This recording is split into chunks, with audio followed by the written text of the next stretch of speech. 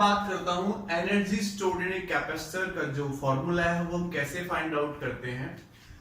तो देखो बच्चों, मैंने लाइट किया कि हमारे पास ये दो अनचार्ज्ड प्लेट है, इन पर इनिशियली हमारा कोई चार्ज नहीं है, लेकिन हमने क्या किया, धीरे धीरे इस वाली प्लेट से इस वाली प्लेट पर हम चार्ज लेकर आ रहे हैं।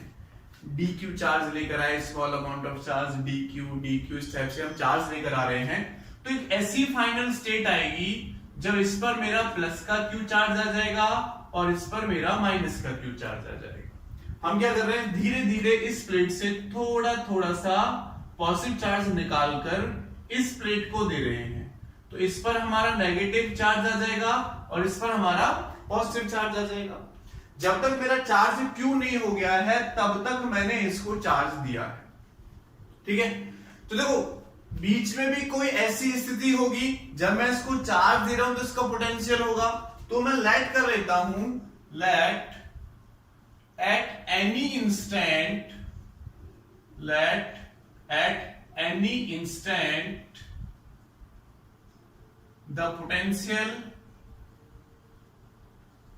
the potential is, तो potential V is equal to मान लेता हूं मैं Q बाई C, ठीक है। इसके बाद जब ये पोटेंशियल है तो थोड़ा सा चार्ज मैंने dq यहां से निकालकर यहां पर फिर से रख दिया, ठीक है। तो small amount of work done मुझे करना पड़ेगा इस पोटेंशियल के against.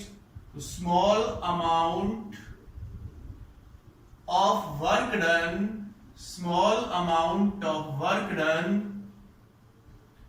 to bring a small charge dq from plate, इस प्लेट को 1 और इस प्लेट को मैं 2 नेम देता हूं, from plate 2 to plate 1।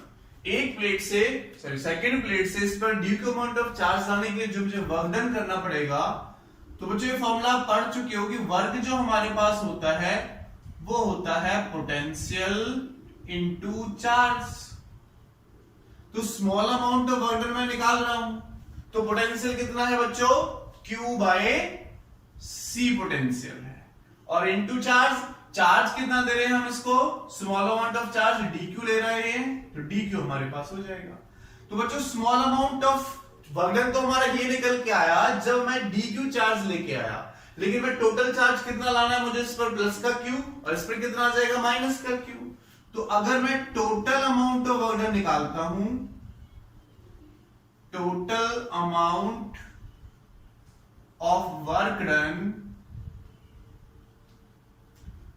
to bring plus Q charge, ठीक है, plus Q charge from plate 2 to 1। तो क्या हो जाएगा बच्चों, इंटीग्रेशन करेंगे तो W is equal to integration क्या होगा, 1/c मैंने बाहर ले लिया, तो dq into dq, Q into dq, और dq की वैल्यू कहां से कहां तक लाई कर रही है, 0 था इनिशियली, अनचार्ज थी दोनों प्लेट, उससे हम कितना चार्ज लेके आए हैं, प्लस का q चार्ज लेकर आए हैं। तो देखो वर्क डन क्या होगा बच्चों, 1/c, तो q में एक पावर ऐड होगी, इंटीग्रेशन करना आपको आता है, q²/2 और 0 टू q। इसको सॉल्व करोगे तो work done is equal to आ जाएगा हमारे पास, देखो 1/c, कैपिटल Q पुट कर दोगे तो q²/2 माइनस 0, यानी हमारे पास बच्चों वर्क डन निकल कर आया q²/2c, q²/2c। तो इतना वर्क डन मुझे करना पड़ेगा यहां से Q चार्ज यहां पर लाने के लिए। यही work done, this work done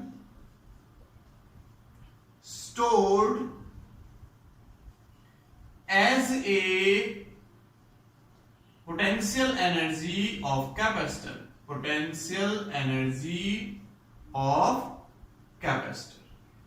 तो पोटेंशियल एनर्जी को जनरली हम U से शो करते हैं, तो मेरे पास U is equal to W is equal to हो जाएगा Q स्क्वायर बाई 2C। कितना हो जाएगा बच्चों? Q स्क्वायर बाई 2C मेरे पास पोटेंशियल एनर्जी निकल के आ जाएगी, या एनर्जी स्टोर्ड इन कैपेसिटर निकल कर आ जाएगी। अब इसकी अनदर फॉर्म भी बनती है। देखो ये आप इसको जानते हो, ये आपको पता है as Q is equal to क्या होता है बच्चों? CV।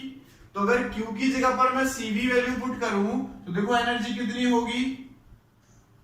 1/2C, तो C square into V square होगा, एक C से एक C कट जाएगा, तो U इक्वल टू क्या हो जाएगा? 1/2C square. तो एक एनर्जी की फॉर्म ये आई, एक एनर्जी की फॉर्म ये आई। चलो एक और देख लेते हैं, फिर से देखो as Q is equal to CV है, तो देखो बच्चों इसको मैं ये भी लिख सकता हूं क्या? 1/2C इंटू CV, तो CV मेरा Q के बराबर हो जाएगा, क्योंकि Q इज इक्वल टू क्या होता है? CV। तो इस केस में मैं लिख सकता हूं U is equal to capacitance into charge, CV, या ठीक है CV, या फिर मैं इसको Q इंटू CV लिख सकता हूं। एक सेकंड चेक कर लेते हैं। मैंने यहां पर Q की वैल्यू पुट की, तो C स्क्वायर V स्क्वायर हो गया, Q is equal to capacitance into C होता है, तो यहां से इसकी वैल्यू CV, तो CV की वैल्यू Q हो गया, तो Q इंटू CV भी निकल के आ गया। ओके, Q इंटू CV यानी 1/2C इंटू Q भी निकल के आ गया। अब यहां से आगे देखो, एक एनर्जी की फॉर्म मैं और लिख सकता हूं, एक एनर्जी की फॉर्म हम और लिख सकते हैं। मुझे ऐसा लग रहा है कि मैं कहीं पर मिस्टेक कर रहा हूं। हाँ, यहां पर देखो C और V, तो बच्चों C है ना, एक C है, दो V है, तो इसको लिखा जा सकता है V इंटू CV। तो इसकी जगह पर आएगा V और CV की जगह पर आएगा Q, तो मैं इसको लिख सकता हूं Q इंटू V, 1/2QV, क्योंकि V 2 है, हम पहले 2C ले रहे थे, V 2 है और C 1 है, तो क्या हो जाएगा? V 1 लिखा और CV को अलग लिखा, और CV किसके इक्वल है? Q के इक्वल, तो CV की जगह मैंने Q पुट कर दिया, तो मेरे पास एनर्जी की तीन फॉर्म निकल के आई बच्चों। मैं इधर लिख लेता हूं कि एक तो U मेरे पास 1/2CV स्क्वायर है, एक U मेरे पास 1/2QV है, और एक मेरे पास Q स्क्वायर बाई 2V है। ये एनर्जी की तीन फॉर्म मैंने यहां पर फाइंड आउट की है। ओके, तो हमारे पास एक्सप्रेशन था, तीन फॉर्म मैंने एनर्जी की यहां पर फाइंड आउट कर ली है, एनर्जी स्टोर्ड इन कैपेसिटर में। चलो अब एक चीज यहां पर देखते हैं जिसको आप नोट में करके लिख सकते हैं, नोट करके आप इसको लिख सकते हो, नोट करके आप इसको लिख सकते हो बच्चों, नोट। इसको प्रूव भी करेंगे अभी हम। Energy stored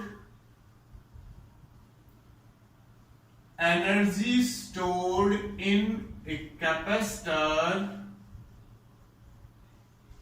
is equal to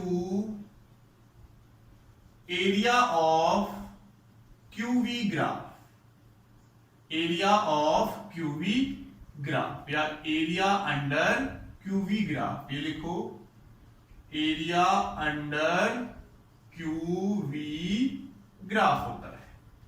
ठीक है, इसको प्रूव करते हैं। देखो बच्चों, अगर मैं लेट कर लेता हूं, आपको पता है Q इक्वल्स टू क्या होता है? CV, तो Q क्या होता है? डायरेक्टली प्रोपोर्शनल आता है V के। तो मैं लेट कर लेता हूं कि इधर मेरे पास Q है, चार्ज है, और इधर मेरे पास पोटेंशियल है, तो डायरेक्टली प्रोपोर्शनल, तो ग्राफ कैसा आएगा? स्ट्रेट लाइन आएगा। तो मैं लेट कर लेता हूं बच्चों कि यहां से यहां तक मेरा है Q चार्ज, ठीक है, यहां पे इधर मैं चार्ज लिख लेता हूं, और यहां से यहां तक पोटेंशियल है मेरा V, और इसको पोटेंशियल लिख लेते हैं। ठीक है, चलो अगर मैं इसका एरिया निकालता हूं, एरिया अंडर क्यूवी ग्राफ, तो देखो ट्राइंगल बन रहा है OAB, ये मेरे पास क्या बन रहा है? ट्राइंगल बन रहा है। तो अगर मैं इसका एरिया निकालता हूं, एरिया अंडर क्यूवी ग्राफ, तो देखो एरिया किसके इक्वल होगा? 1/2 बेस इंटू हाइट, ये हमारा एरिया होता है। तो 1/2, देखो बेस कितना है Q और हाइट कितनी है इसकी यहां से यहां तक V है। 1/2 QV, देखो 1/2 QV किसके इक्वल है? एनर्जी के इक्वल। तो हेंस हम कह सकते हैं कि जो एनर्जी है वो इक्वल होगी area under QV graph. Area under QV graph हमारे पास एनर्जी होगी। तो अगर ग्राफ का कोई क्वेश्चन आता है वहां से आपको